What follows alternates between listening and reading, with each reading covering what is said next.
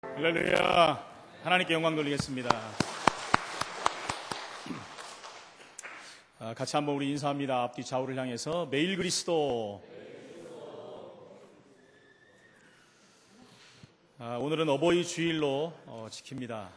어버이 주일을 하루만 놓고, 어버이날을 하루만 놓고 하는 것이 아니라 1년 내내 우리가 부모님을 기억하고 부모님 위해서 기도하고 당연히 그렇게 해야 되겠죠.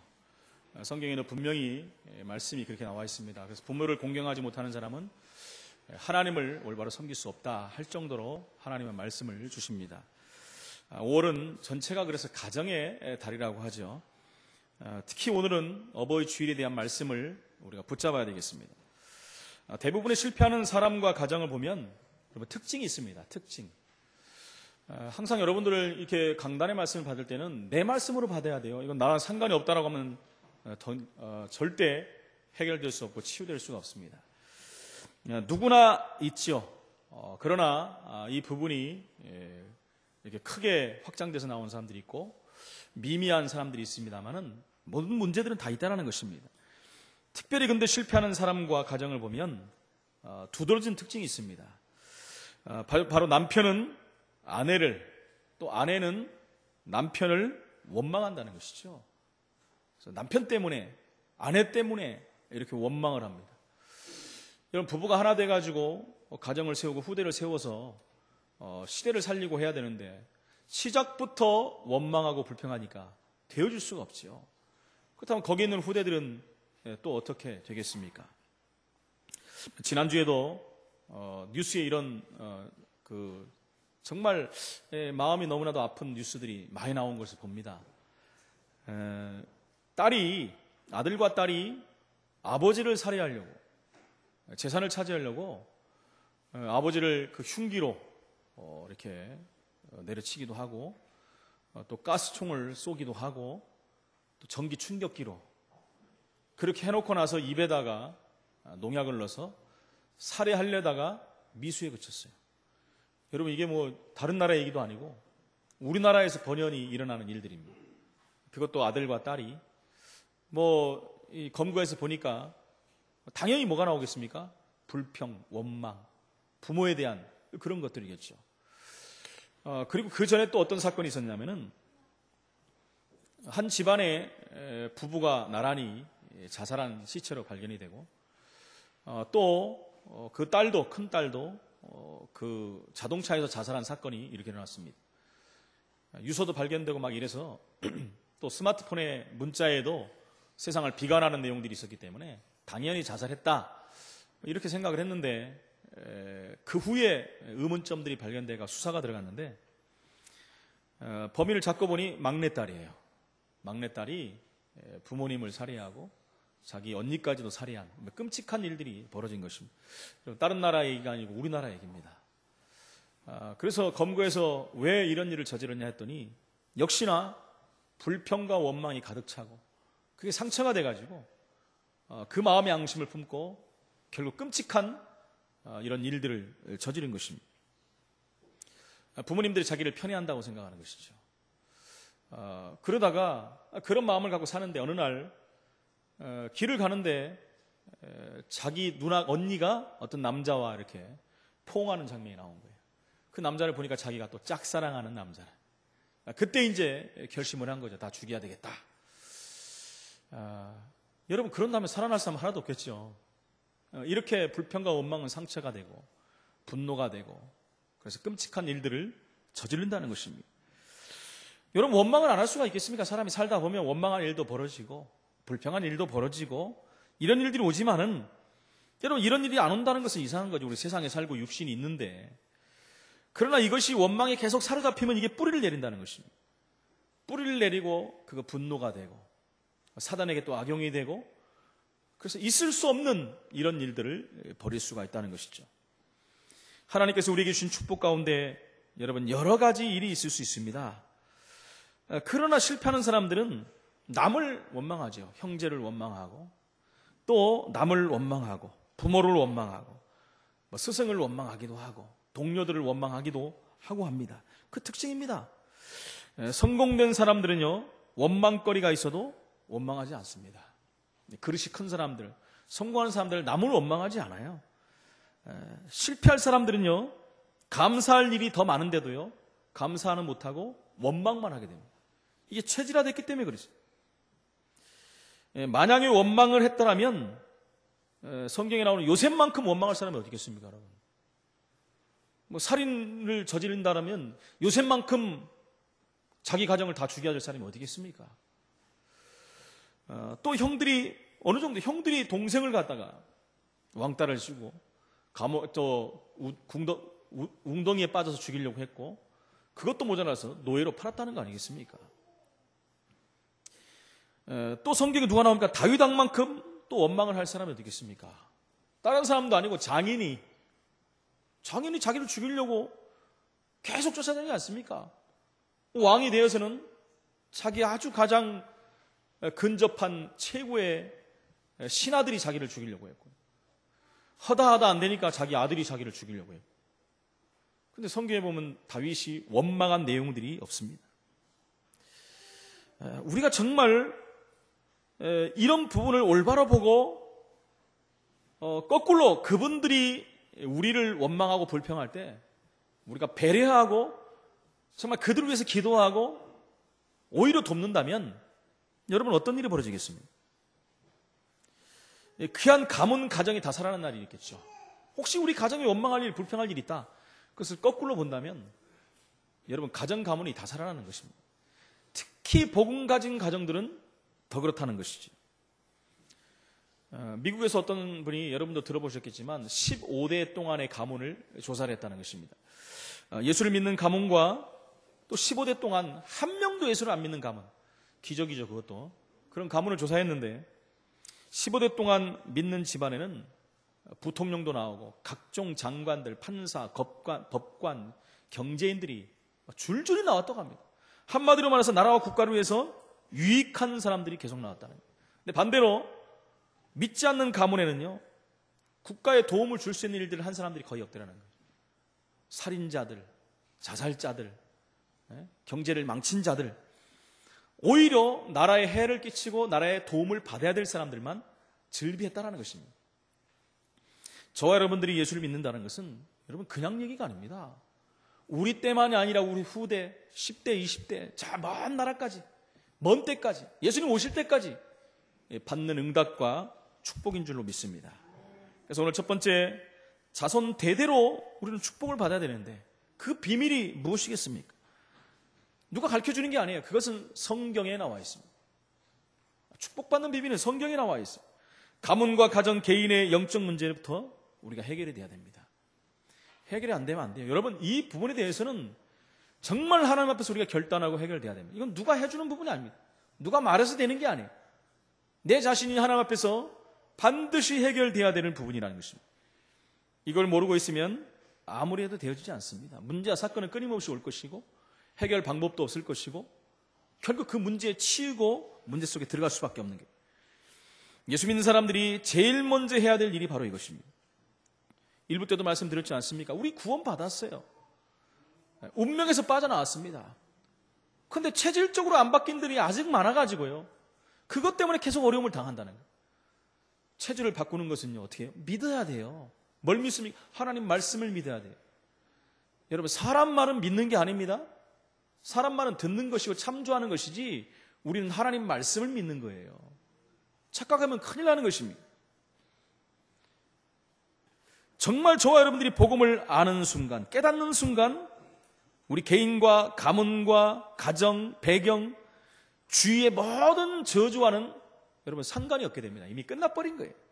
나타나는 현상을 보지 마시기 바랍니다.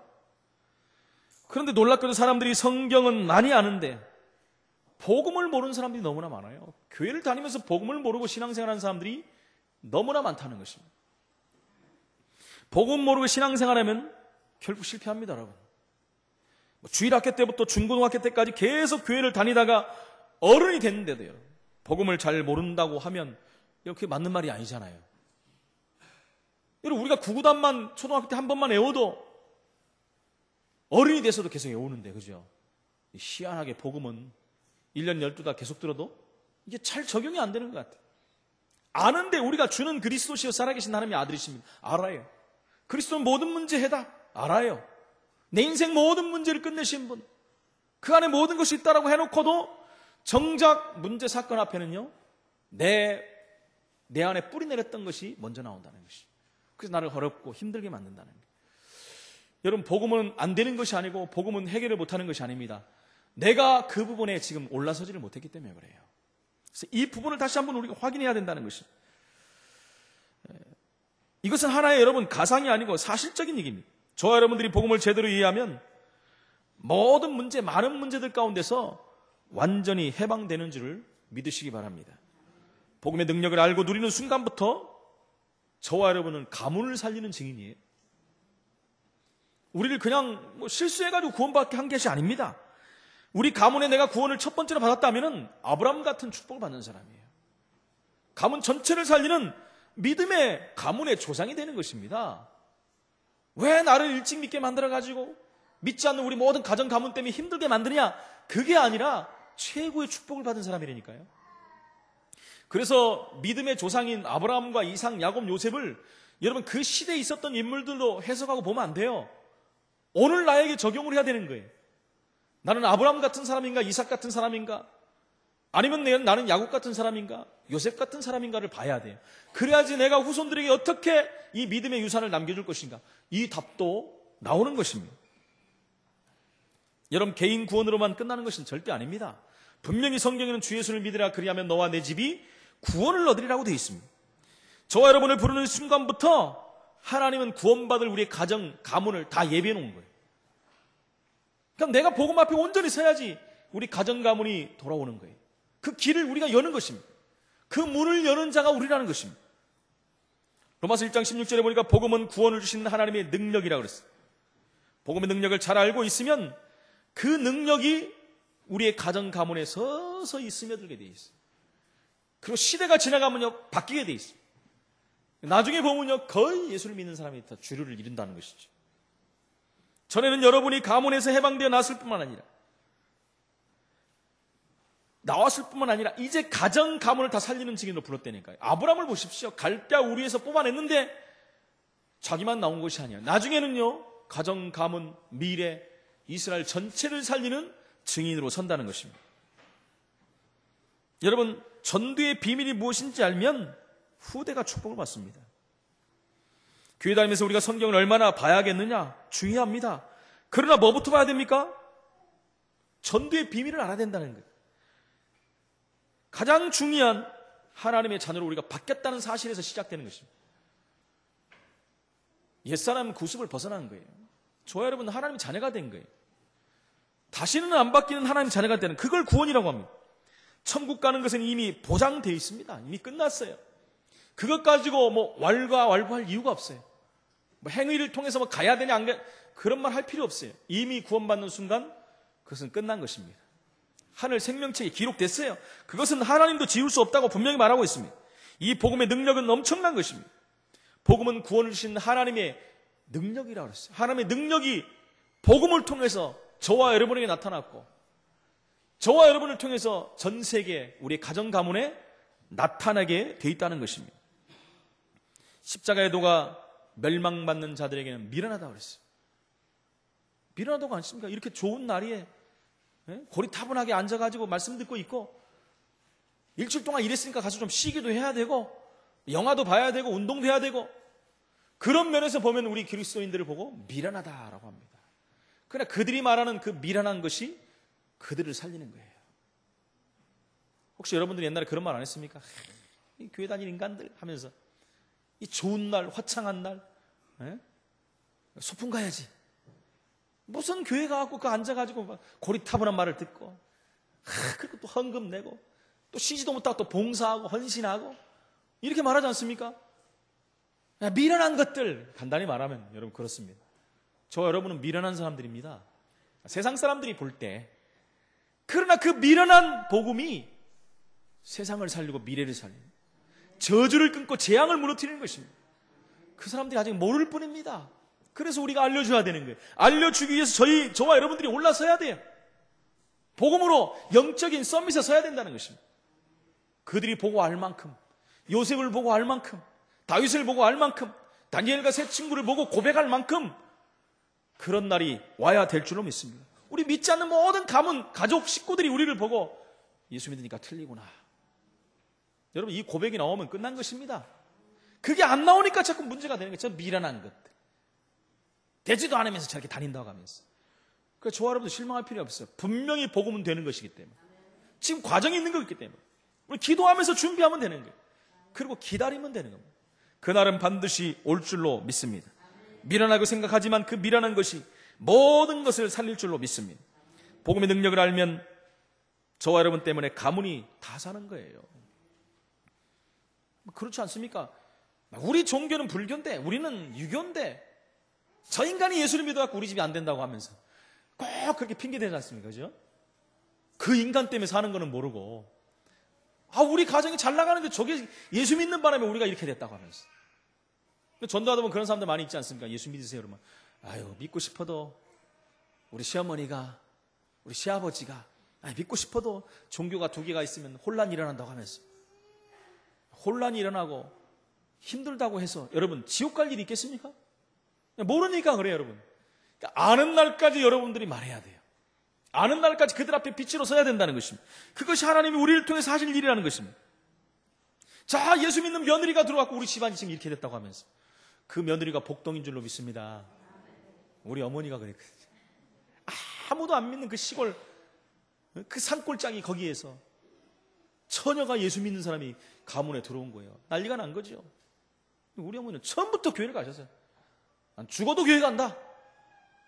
많은 사람들은요, 죽어도 안 죽으려고 교회를 안 가더라고요. 그때부터 안 믿더라고요.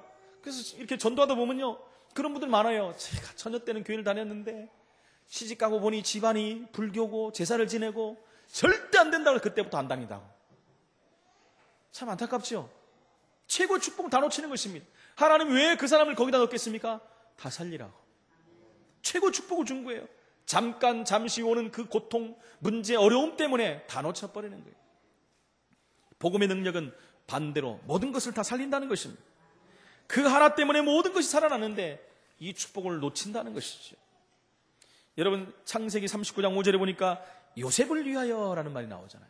요셉을 위하여 하나님께서 그 애굽 사람의 집에 복을 내리셨다. 그 애굽 사람은 예수를 안 믿어요. 우상 섬기는 집안이에요. 근데 요셉을 위해서 거기에 복을 내주셨다 그랬어요. 여호와의 복이 그의 집과 밭에 있는 모든 소유에 미친지라. 모든 소유에 하나님의 복이 요셉 때문에 다 미친 거예요. 저와 여러분 때문에 우리의 모든 가정 가문에 다 복을 받는 거예요. 저와 여러분 때문에 우리가 가는 모든 회사가 다 살아나는 거예요.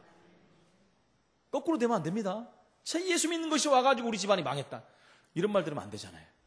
그죠? 망한 자체가 나 때문에 망한 게 아닌데도 사람들은 그렇게 핑계를 댄다는 것이죠. 그래서 전도를 이해하면 후대는 축복을 받을 수밖에 없는 것입니다. 여러분, 자녀에 대한 여러분의 생각과 말이 굉장히 그래서 중요합니다. 안 된다는 생각하지 마시죠. 불신앙 생각하지 마시죠. 지금 안 되고 있다 할지라도 복음이 있다면 되게 돼 있는 것입니다. 자녀의 마음속에 우리 엄마는, 우리 아빠는 나를 신임하지 않는구나, 나를 안 믿는구나, 이 마음이 들어가면 그 자녀는 힘듭니다. 여러분, 절대 그런 거 표현하면 안 됩니다. 화는 낼 수 있지만 저 인간 안 돼, 다른 사람은 다 돼도 너는 안 돼, 여러분, 이런 저주의 말을 하면 안 돼요. 그 자녀가 어떻게 될지 압니까, 여러분? 그 자녀가 어떻게 될지 압니까, 여러분? 네? 그 자녀가 앞으로 세계 대통령이 될 수도 있어요. 그 자녀가 신 살리는 전도자가 될 수 있어요. 그 자녀가 세계를 먹여 살리는 여러분 경제인이 될 수 있습니다. 그 과정, 복음이 있다면 여러분, 전제가 있어야죠. 복음이 있다면. 그죠? 그 자녀가 지금 훈련받는 중이에요. 발판을 까는 중입니다. 지금 공사 중에 있는 거예요. 지금. 그렇죠? 어느 날 하나님의 시간표가 되면 서밋의 자리에 서는 날이 올 줄로 믿습니다. 여러분, 내가 아무리 허랑방탕해도 우리 부모님이 나를 믿는구나, 끝나요. 여러분, 제가 옛날에 좀 이렇게 방황하고 다닐 때 우리 어머니 저한테 진짜 그런 말 저는 들어본 적이 없어요. 막 저주스러운 말, 이상한 말, 그런 들어본 적이 없어요. 항상 이제 교회 가야지, 예배 드리러 가야지, 이런 말만 하셨지 저에게 그런 말 제가 들어본 기억이 없어요. 그러니까 제 마음에, 그래서 그 옛날 기억에 그런 흔적들이 없습니다. 그게 치유되는 과정이었던 것 같아요. 그렇지 않습니까? 지금 막 아무리 세상 말로 개차반이라도, 개차반했던 옛날에 깡패 두목도 예수님 앞에 돌아오고 막 이런 일이 얼마나 많습니까? 심지어 살인자도 죽기 전에 예수를 믿는데요. 그 사람이 어떻게 될지를 우리가 어떻게 합니까? 하나님의 계획 속에 있다면, 하나님이 창세전에 이미 준비됐다면, 영세전에 이미 준비됐다면, 하나님은 지금 그런 모든 것을 과정으로 삼으시는 거예요. 미래를 향하는 계획으로 붙잡고 있다는 것입니다. 이런 생각을 자녀들이 갖고 있다면요, 넘어졌다가도 일어납니다. 넘어졌다가도 일어나요. 사람들이 이런 말 많이 하십니까? 제 애비 닮아서 저랬다. 누가 말해야지? 엄마가 그러죠. 엄마가 저거 애비 닮아서 그렇다. 그럼 어떤 짓 합니까? 나중에 일이 잘 안 되면 나는 아버지 닮아서 안 돼. 그렇게 되는 거예요, 여러분. 그런 말 절대 하지 마십시오. 저 제 애미 닮아서 저랬다 그러면 나는 엄마 닮아서 그런가 봐. 나는 안 돼. 이런 마음이 말은 안 해도요, 그렇게 싹 체질화되게 돼. 뿌리를 내린다니까요. 그러면 한계를 뛰어넘지 못하는 거예요. 여러분, 저와 여러분들의 자녀들이 우리보다 위에 서야 되잖아요. 나보다 못한 자녀를 만들면 안 돼요. 왜 그러냐? 네 애비 때문에, 그것 때문에 그래. 네 애미 때문에. 죄송합니다. 오늘 어버이날인데 이상한 말을 해야지.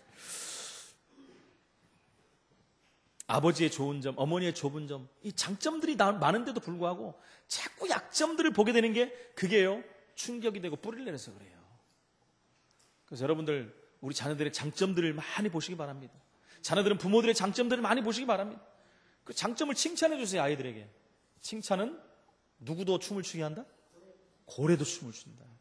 그건 제가 보지는 못했지만은 그 정도로 칭찬은 좋아하는 거예요. 사람들이. 칭찬하시기 바랍니다. 마음껏 칭찬하세요. 가문과 가정과 개인에게 있는 영적 문제를 우리는 어떻게 할 것입니까? 여러분, 그리스도라는 단어만 정확히 안다면 사실은 성경 66권 다 아는 거예요. 내가 성경을 다 66권 다 안 읽었다 할지라도 그리스도를 정확히 한다는 것은 성경 66권을 아는 거예요. 성경 66권을 꽉 짜면 하나 나옵니다. 예수 그리스도 피. 하나 나오는 거예요. 성경을 다 알고 수십 번 수백 번 읽어도 그리스도로 답이 안 났다. 성경 모르는 것입니다. 이 그리스도의 놀라운 비밀을 우리 후손들에게 알려줘야 돼요. 내 자신이 그 그리스도가 완전히 뿌리를 내려야 되는 것입니다. 나를 변화시키는 방법은 그리스도밖에 없다는 것입니다. 그리고 전도가 무엇인지 이해한다면 후대가 살고 있어. 후대가 살게 되는 것입니다. 하나님이 저와 여러분의 후대를 축복하시는 방법은 우리 머리로는 상상할 수 없는 방법으로 하나님 축복하신다는 거예요. 성경의 보면요, 하나님 축복하시는 내용들을 보지 않습니까? 제가 금요일 지날 때도 말씀드렸지만 인간의 단어로 표현할 수 없을 정도의 단어들이 나와요. 여러분, 창대하고 왕성하고, 여러분, 허다하고, 표현이 안 돼요. 여러분, 뭐라고 표현할 수 없는, 그러니까 불가항력적인 축복을 하나님 주신다고 생각하면 됩니다. 우리 상상으로 안 되는 축복을 하나님 주신다는 것입니다. 어떨 때는 사건과 사람을 통해서도 하나님이 역사하십니다. 틀림없는 사실입니다. 여러분, 두 번째, 가정에서의 영적 교육을 그러면 어떻게 하면 되겠습니까? 여러분, 다 안 된다고 하지 않습니까? 후대들 힘들다. 요즘 교육하기 힘들고 후대들 정말 그들 따라붙기도 힘들고 이런 말들 얼마나 많이 합니까? 여러분, 태아 영아 때는 부모님들이 어떻게 해야 됩니까? 먼저 부모님이 복음을 완전히 깨달아야 돼요. 부모가 복음 깨닫는 것이 아이들에게 직격탄입니다, 사실은. 그죠? 어렸을 때 그게 돼야 돼요. 바로 깨닫고 기도한다면 태영아 교육은 이미 끝난 거나 다름없습니다. 태영아들 이렇게 별로 이렇게 중요하게 안 생각하는 사람들이 많은 것 같아요, 제가 보니까. 여러분, 그때 들어간 게 평생을 좌우합니다. 그 아이들에게 뭘 넣어주겠습니까, 여러분? 세상 거 넣어줄 거예요? 여러분, 이거 진짜 과소평가하는 사람들이 제가 보니까 많은 것 같아요. 애기들이 뭘, 천만의 말씀에 그때 다 형성됩니다. 근데 너무 소홀하게 생각하는 분들이 많아요. 대충 그냥 이렇게 하고는 안 됩니다, 여러분. 그 시기에 아이들을 다 잡아놔야 돼요. 죄송합니다. 잡아놓는다 그래서 또. 표현을 과격하게 해서 죄송합니다. 레위 남자와 레위 여자 아시지 않습니까? 복음 가지는 엄마 아빠가 만났다면 이미 축복이 시작된 겁니다. 그 안에서 태어난 아이, 여러분 어떻게 되겠습니까? 제가 우스갯소리로 그러잖아요. 그런 아이는 나올 때 그리스도 하고 나온다. 정말 그렇습니다, 여러분. 자, 재밌는 얘기 하나 해드릴게요. 그때도 한번 말씀드린 것 같은데, 예수 믿는 사람들이 둘이 청춘 남녀가 만나서 결혼을 했대요. 이제 교회가 다른데, 근데 하나는 우리 같은 교단의 교회 아가씨고, 한 남자는 저기 이제 그 오순절 계통의 교회 남자라는 거예요. 둘이 이제 갑자기 사귀어갖고 막 불꽃이 텄는데, 안타깝게도, 뭐 안타까운지는 몰라도, 아기가 생긴 거예요, 여러분. 그냥 난리가 났죠? 엄마가 뭐라고 하겠습니까? 자기 목사님한테 모셔간 거예요. 바뀌었네요. 남자, 여자가 바뀌었어요. 여자가 오순절 계통, 남자가 이쪽. 그래서 목사님한테 갔는데 뭐라고 하는지 당장 지워라. 이렇게 됐다는 거예요. 당장. 그러니까 그 여자 청년이 이렇게 지혜가 있는 것 같아요. 그쪽 교회만 하지 말고 우리 남자 쪽 교회도 한번 목사님도 만나봐야 될 거 아니냐. 그러고 나서니까 따르겠다. 가서 목사님께 상의를 하니까 나서 길러라. 그러더라고요. 나서 길러라. 생명을 감히 그렇게 할 수 있냐.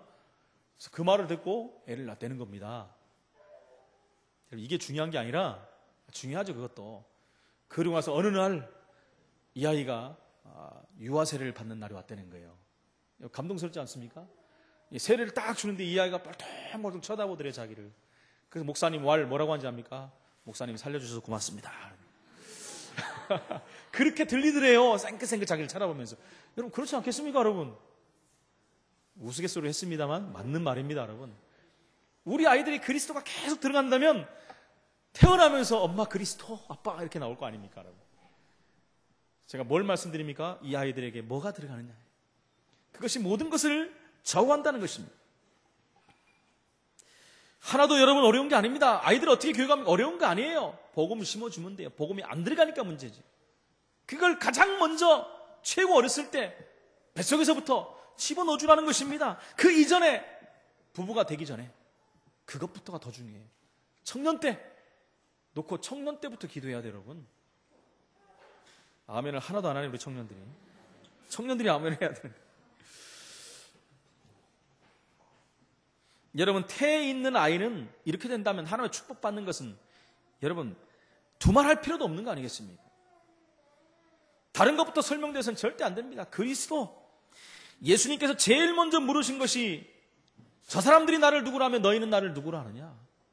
그때 뭐라고 우리 아이들이 거기에 답을 하겠습니까, 여러분? 주는 그리스도시요 살아계신 하나님의 아들이십니다. 여기에 대한 답을 하는 후대들이 돼야 된다는 것이죠. 유초등부는 어떻게 해야 됩니까, 여러분? 학교 공부와 함께 균형을 잡아줘야 됩니다. 균형 있는 아이로 자라게 만들어요. 요즘 아이들이 균형이 없어요. 한쪽으로 치우쳐가지고 오직 공부, 그죠? 오직 성공, 균형이 없어요. 누가복음 2장 52절에 보니까 예수님이 자라던 기록이 딱 한 군데 나옵니다. 어떻게 나오죠? 지혜와 키가 자라가며 하나님과 또 사람에게 더욱 사랑스러워 가시느니라. 네 가지 분명히, 네 가지 방면에서 정확히 균형 있게 예수님이 자라신 그 흔적이 나옵니다. 육신과 지식과 사회와 영적 균형을 잡아줘야 돼요, 여러분. 치우치면 안 됩니다. 치우치고 성공할 수가 없어요. 이것이 우리에게 완전한 복음이 돼야 됩니다. 여러분, 전도하는데 욕먹는 사람은 균형이 안 잡혀서 그래요. 전도하는데 왜 나는 그리스도만 하는데 왜 맨날 욕을 먹지? 물론 영적인 부분도 있지만 균형이 안 잡혀서 그렇습니다. 여러분, 차도 균형이 바란스가 안 맞으면 뒤집어집니다. 밖에 바란스가 안 맞아도요, 네 개가 안 맞아도요, 한쪽으로 자꾸 가져요. 문제가 오게 돼 있다는 것이. 분명히 어렸을 때, 유초등부 때 균형이 잡혀야 돼, 아이들하고. 그리고 중고등부입니다. 여러분, 중고등부 때는 기초가 빨리 들어가야 돼. 기초를 잡아야 돼. 억지로 하면 안 됩니다. 아이들에게 간증을 해야 돼. 내가 살아왔던, 내가 학교 다녔을 때 내가 이렇게 하고 이렇게 안 됐던 적이 있는데 복음 알고 그리스도라고 이렇게 변했다. 이렇게 공부하기 싫었는데 이 부분을 이렇게 했더니 됐더라. 간증하는 것이 되게 좋습니다. 아이들에게 말씀이 잘 안 들어가잖아요. 그러면서 말씀을, 거기에 대한 내가 붙잡은 말씀들을 증거해줘야 되겠죠. 그러면서 불신세계에 눈도 열어줘야 됩니다. 그래갖고 내보내야지 안 넘어지죠. 불신세계도 하나도 모르고 들어간다면 어떻게 해서 정확한 그 부분들을 우리가 짚어줘야 된다는 것입니다. 아이들에게 술을 먹지 마라, 그게 아니죠. 왜 술을 먹어야 되는가? 왜 안 먹어야 되는가? 이런 부분에 응용될 수 있도록 만들어줘야 돼요. 제가 어제 우리 산에 갔다가 내려와서 집에 가서 이제 준비하고 말씀 준비하러 와야 되는데, 나오는데 우리 사는데 앞에 초등학생들 같아. 한 5학년이나 6학년 7, 8명이 모여있는 게 경비실 앞에 저희들이 뭐하나부터 경비 아저씨는 안 계시고 거기서 막 침을 막 얼마나 뱉는지 보니까 담배 냄새도 막 나고 그래서 니들 여기서 뭐하냐 그랬더니 죄송합니다 도망가기 시작하는 거예요. 막 도망가요. 일로 와봐 그랬더니 죄송합니다 하고 도망가는 거예요. 도망가는데 우리 집 쪽으로 도망가요. 그쪽은 길이 없거든요. 그래서 가봤더니 다 없어졌어요. 담 넘어서 다 도망가 버렸어요. 기아자동차로 도망갔는지 저도 도망갔는지 심각합니다 여러분 요즘에. 그래서 초등학생들도 다 담배를 피고 다니죠. 담배가 얼마나 맛있는지 그냥. 여러분 피지 말라 그러면 여러분 인이 배겼는데 그게 되겠습니까 여러분? 그걸 정확한 답을 줘야 돼요. 응용해야 돼요. 우리는 무조건 혼만 내잖아요. 화만 내고. 응용시켜야 돼요. 요즘에 여자분들도 막 길에서 그냥 대고 피고 다니잖아요. 아가씨들도. 우리 교회는 없지만은 그죠? 사람들 뭐랍니까? 말세야 말세 이러고 말지요. 거기에 대한 분명한 답을 줘야 된다는 것입니다. 중고등부 때는 여러분 질풍노도와 같은 시기라고 합니다. 말씀이 안 들어가요 여러분. 그래서 보여줘야 돼요. 그래서 간증하는 것이 사실 굉장히 빠릅니다. 간증하면서 한 말씀씩 딱 들어가는 거예요. 그래서 그리스도가 딱 깨달아지면 끝나는 것입니다. 여러분. 이 문제 해결은 그리스도밖에 없는 것입니다. 그들에게 예수 믿는 자가 받는 축복, 세계 정복하는 방법 이런 것도 좀 알려줘야 할 필요 있고 그리고 습관에 대한 부분들을 알려줘야 돼요. 이때 들어간 습관들이 안 바뀌거든요. 이때 아이들이 막 술, 담배 이런 것도 다 접하기도 하고 세상 안 좋은 것들 친한 친구들도 그때 다 만나게 되지 않습니까? 이런 부분들을 빨리빨리 알려줘야 돼요. 기초를 가르치고 난 다음에는 이 습관에 대한 부분을 중고등학생들한테 알려줘야 돼요. 그러려면 부모도 굉장히 중요합니다. 애들 공부해! 그러고 난 앉아서 누워서 TV만 보고 있고 밤새도록 TV 보고 그러고 아이들은 밤새도록 공부하고 뭐가 들어가겠습니까 여러분? TV를 먼저 꺼내야 돼. 부모님들이 보시려면 끼고 천천히 보시든가 몰래 보시든가. 볼 수 있죠. 근데 막 밤새 본다. 그러면 이게 보통 문제가 아니죠. 이게 어느 날 아이들에게요 들어간다니까 쓱 들어가요. 근데 만약에 아이들이 공부하는 시간에 부모님들이 책을 보고 있고 성경을 보고 있다. 이러면 어떻게 되겠습니까 여러분? 상상에 맡기겠습니다만은 그러면서요 우리 중고등부 아이들에게는요 자부심을 좀 심어줘야 됩니다. 왜 중고등부에서 길게 하느냐? 중고등부 때가 최고 중요하기 때문에 그래요. 자부심을 심어줘야 돼. 네가 하나님 자녀라는 거. 네 하나 때문에 전 세계가 다 산다는 거. 가정감은 다 살린다는 거. 자부심을 심어줘야 돼요. 최고의 자부심이 뭡니까? 하나님 자녀 됐다는 거. 그것만큼 큰 자부심이 어디 있겠습니까? 여러분 대학 청년들은 어떻게 해야 됩니까? 그 전에 배웠던 것들 여러분 그것 갖고는 안 됩니다. 그것만 갖고 안 돼요. 가장 중요한 것은 호세아 4장 6절 영적 지식. 내 백성이 지식이 없어서 망한다. 무슨 지식? 하나님을 아는 지식이 없어요. 그리스도를 아는 지식이 없어요. 성령을 아는 지식이 없어요. 다시 말하면 복음을 아는 지식이 없어서 다 배워놓고 다 세워놓고 다 무너지는 거예요. 여러분 기도 응답이 절대 안 되는 사람이 있습니다. 영적 사실 안 믿는 사람들이에요. 영적 사실 모르는 사람 너무나 많아요 보니까. 그거 모르면 기도 응답 안 옵니다. 그리고 세상 문화, 하나님께서 원하시는 문화가 무엇인지를 알아야 돼요. 세상 문화는 무엇이고 하나님이 원하시는 문화는 무엇인가를 우리가 알아야 돼요. 그리고 전문성을 분명히 알게 만들어야 돼요. 이미 대학 청년 때 전문성을 찾는다는 건 좀 늦었지만은 늦은 사람은 그때라도 찾아야 되지 않겠습니까? 전문성을 띄고 성공하도록 해야 돼요. 어느 정도 생각해야 됩니까? 세계봉 할 만큼. 모든 방향은 거기에 맞춰야 된다는 것입니다. 그러면서 세 번째 가정의 사명을 우리는 회복해야 됩니다. 가정 사명이 회복해야지 다 살릴 수가 있어요. 가정의 사명을 회복하기 위해서 기도의 계획을 우리는 짜야 됩니다. 여러분 어떻게 우리 가정 가문을 구원할 것인가, 가정 가문이 복음화될 것인가, 기도 제목을, 기도 계획을 짜야 된다는 것입니다. 사람 걱정, 미래 걱정은 너무 하지 마십시오. 여러 의견들은 참고할 뿐이지 우리는 하나님 앞에서 정말 기도의 계획을 짜는 것입니다. 여러분이 만난 명단도 기록해야 돼요. 사람들 만난 명단도 기록하고 아는 사람들 한번 다 적어보시라니까 그 전에 한번 말씀드렸죠. 내가 아는 사람들 한번 전부 적어보세요. 몇 명이나 되십니까? 정말 많은 일을 하고 이렇게 폭넓게 살아온 분들은요 평생 아는 사람이 한 2,000명 정도 된다며. 2,000명 정도. 내가 이 사람에게 무엇을 도와줄 수 있을까? 이런 것들이 있지 않습니까? 그 사람들 적어보고 하나씩 적어보고 기도도 해보십시오. 이런 뭔가 달라집니다. 그렇게만 했는데도 달라진다는 것이죠. 복음 때문에 내가 하는 것이기 때문에.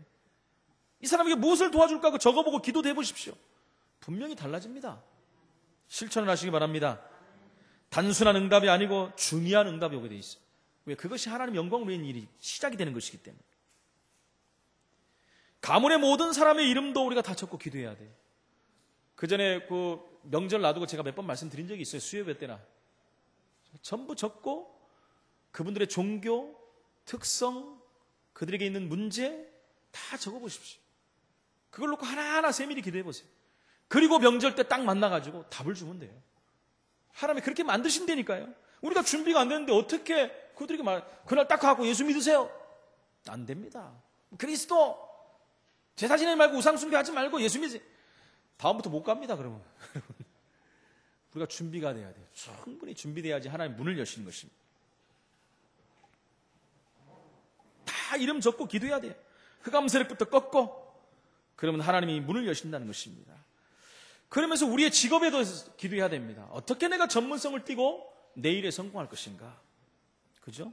돈 벌 계획도 짜야 돼요, 여러분. 단순히 내가 먹고 잘 살기 위해서 돈 버는 게 아니라 하나님 영광 위해서, 세계복음화를 위해서 내가 돈을 어떻게 벌 것인가?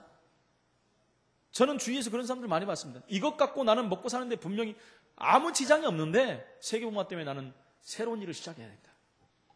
기도 많이 하고 거기 인도받아고 성공한 사람도 봤어요. 몇 분 봤어요. 여러분, 복음을 위해서 내가 하겠다는데 하나님이 응답을 안 하시겠습니까? 그러면서 또 하나 우리 교회는 300지교회를 언약으로 붙잡고 가는 교회입니다. 내가 하나님 앞에서 내 평생에 지교회 하나는 해야 되지 않겠습니까? 그죠? 내 지역에 나를 살게 한 이유가 있는데 내가 그냥 하나님 앞에 있다 가는 게 아니라 지교회 하나의 축복은 받아야 되잖아요. 내가 거기서 그리스도의 빛을 흑암 세력을 꺾고 그곳에 고통당하는 영혼들을 살리는 그 지교의 축복은 누려야 되지 않겠습니까? 그게 우리의 기도 제목이 돼야 된다는 것이죠. 그러면서 나는 선교사라는 자부심을 가져야 됩니다. 선교사. 내가 직접 나가는 게 아니라 평신도 선교사를 말합니다. 평신도로서요. 평신도 선교사가 전도하기 얼마나 좋은지 압니까? 시간이 너무 많이 가갖고 이제 줄여야 되겠습니다. 벌써 58분이 됐는데. 할 얘기는 많은데 시간은 없고.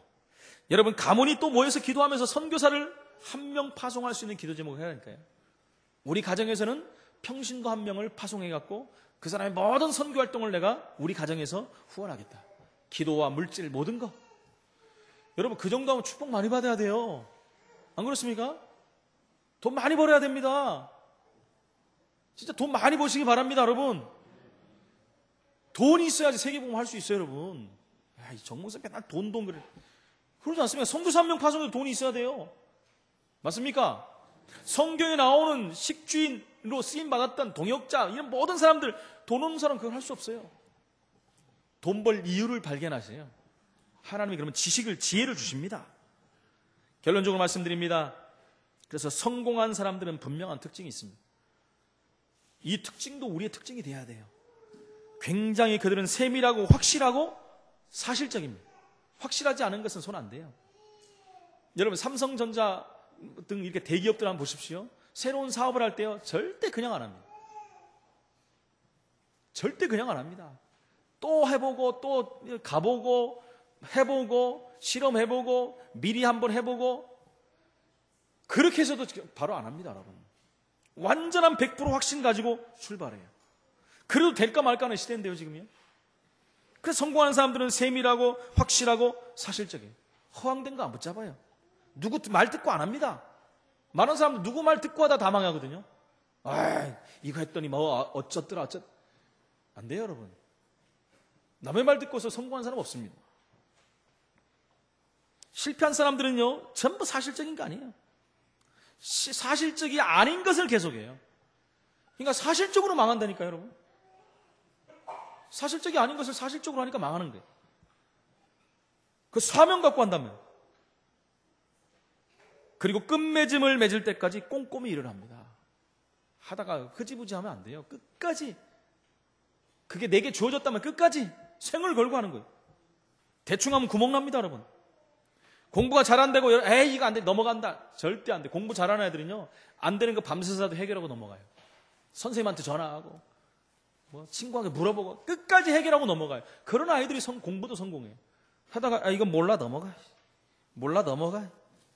1년만 해보시죠. 하나도 몰라요. 이런 부분을 말하는 것입니다.